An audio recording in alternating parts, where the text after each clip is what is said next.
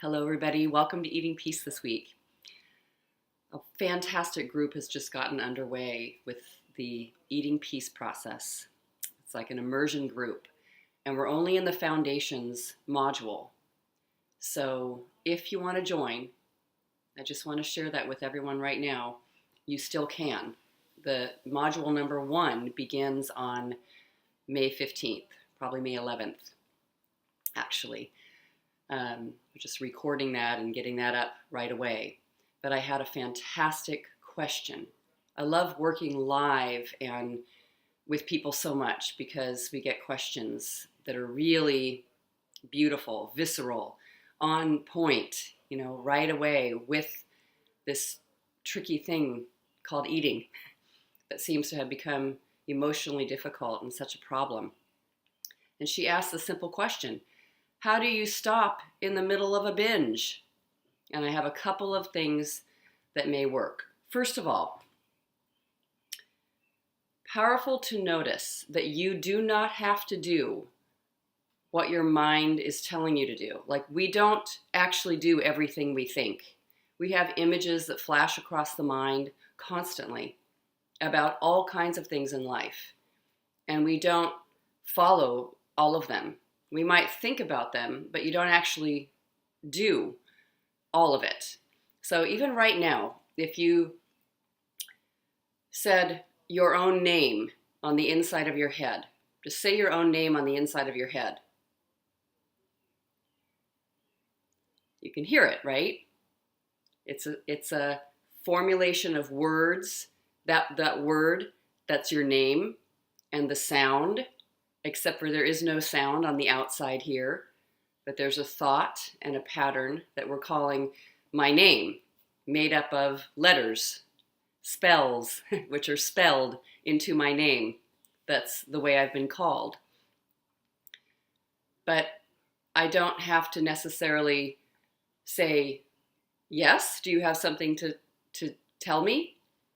It's just a sound that I'm hearing in my mind. So there's a part of me, I think this is really powerful and important to be aware of, that is bigger. It's the one who hears this voice that is saying whatever words or articulation or sounds or thoughts in this form are. There's a part of you that is listening, that's hearing it, that sees all of it happening at the same time. So if you have an urge to eat or a picture of food come through your mind, like all of a sudden, yes, I need to go get that thing. And the speediness of that. I've talked about urgency, a sense of emergency or urgency being a thing here. You can pause and just notice, just because my mind says so, or just because I have the image come through my head, doesn't mean I have to do it. It's just a thought. It's not all of me. You can even look at it as if there's a maybe higher form of yourself, a higher form of consciousness, if you want to put it that way, or something that is the observer. Everyone's got that, just the one able to watch and see. And inside, with a binge experience, there's often one who's afraid, there's a terrified one, and then there's a one who's going to do something about it. Eat to ground you or calm yourself down or get some food. Now, so there's that. Now, one thing I like to always mention is if you are super hungry, like if you're kind of on a diet orientation and you're trying to starve yourself or restrict or tell yourself, I can't eat that a whole lot of the time, there will be a rebellion. Your body wants to live. Your body wants food. So you do need to be open to nurturing and feeding this body as it is, like a regular person, not trying to get someplace thinner or to restrict it more. And if there's just going to be that urge, that biological urge within of hunger. Now you can reduce, you can change and work with urges for hunger. You can question them almost. I mean, it's a physical experience, it seems like. Stomach is growling, really want food. You can question it. I'm going to die. The mind will get very dramatic. If I don't eat something, I'm going to die. Is that true? No, usually not.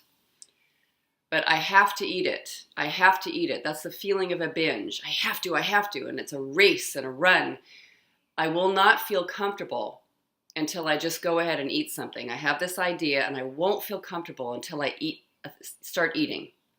And there you are, starting to eat. So, in the middle of a binge, that might be the height of the tricky part, right?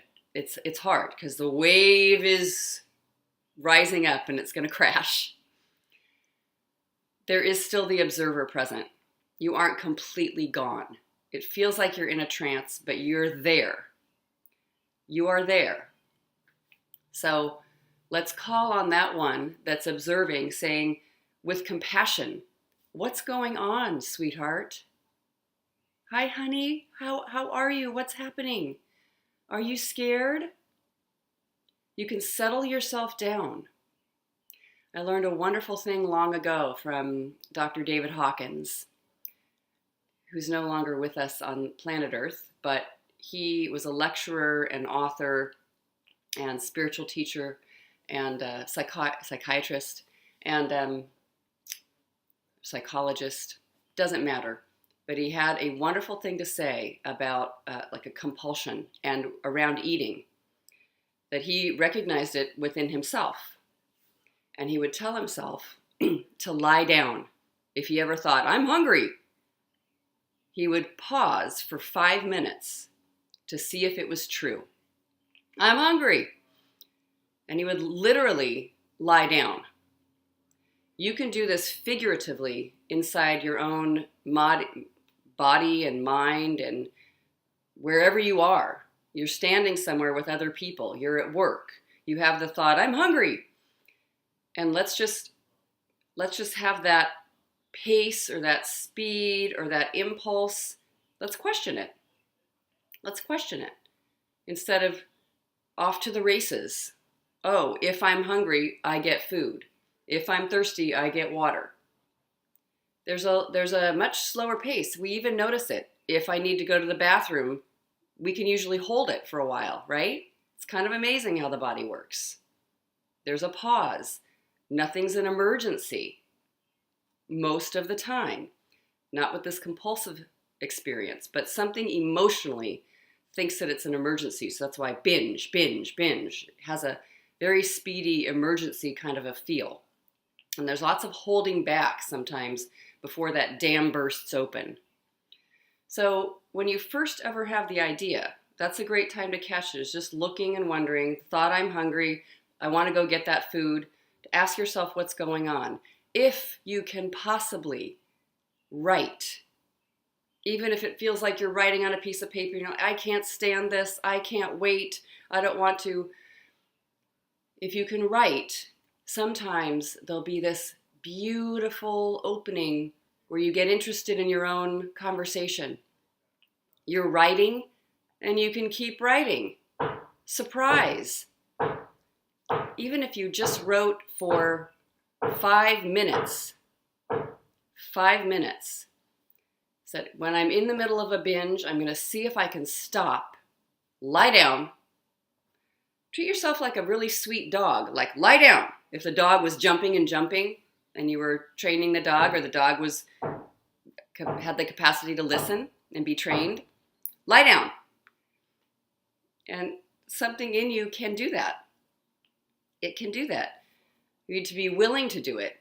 And just notice, if you aren't willing, that there is some belief saying, if I stop, if I don't keep eating, if I halt, if I abort this process, if I switch gears, something terrible will happen. I'll be more uncomfortable. This will feel awful. Is that true? How do you react when you believe the thought, I'm going to be more uncomfortable if I don't eat? I'm going to have to be like revved up on this high, like falling through, trying to drive a rocket ship through space, and it'll be awful. Is that true? How do you react when you think that's the case? You eat. You don't stop. You believe you can't stop. You tell yourself this is just not possible. The only way to settle down here is to eat all the way to the end of this wave. Whenever that is, what's interesting to notice is you always stop. None of us who've ever had trouble with binge eating continue binging 24/7 nonstop. There's always an end. And we'll tell ourselves, I binge all the time. I'm constantly binging. But that's not actually true. These waves come and you're in motion, binge eating, and then there's an end. And it feels very uncomfortable and it's really hard. But see, you're going to feel uncomfortable even if you do binge. That's the thing. So how do you react when you think, I can't stand this, I have to follow this? You notice how you react. It's an emergency. Who would you be without this thought? There's the powerful question 4. Who would you be without this story? I mean, really looking at, do you have to do what your mind is telling you to do from that particular place, that like survival panic place? Do you have to do it? You already don't do everything you think. I like once, I think somebody shared, if you feel desperate for money, most of us don't go rob a bank. I mean, it's just not done. It's too scary. But we don't steal from, let's say you know where there's some money, and we usually just don't steal it. Most of us don't want to do that. So we're figuring out other ways to make that work. So why is there a line there? You know, it's very interesting. So we're capable of saying no and having a boundary. And just to be very compassionate with yourself, that if you haven't said no and you've had a binge, it's just because something felt so compelling to keep going, you thought it was going to be worse if you stopped. It isn't. It's amazing if you stop. It's not easy and it might not be comfortable, but it's better than continuing for the most part. I mean, you have to find out for yourself. So we turn that around. So who would you be without the story that once I start, I can't stop in the middle of a binge, or this is my only way to release this energy? And just notice some other options, and that you can sit there on your couch, lie down, just sit down, but inside, lie down on the inside, like that part of your brain is like a puppy dog. Lie down and see what happens. Just practice and work with it. This is an amazing thing to work with in the human condition. We all get to experience it in some level, even if we've never had an eating trouble. So it's just following sort of one little part of the mind that's saying to do something, and reacting and being in our emotional life and being in the survival brain, and then remembering that we have a capacity to be the observer and to relax in any moment. So we turn the thought all the way around. I do not have to keep eating. I am able to stop. I'm physically able to stop. We know that's true. You can stop. So play with it and let me know how that goes. All right. Lots of love.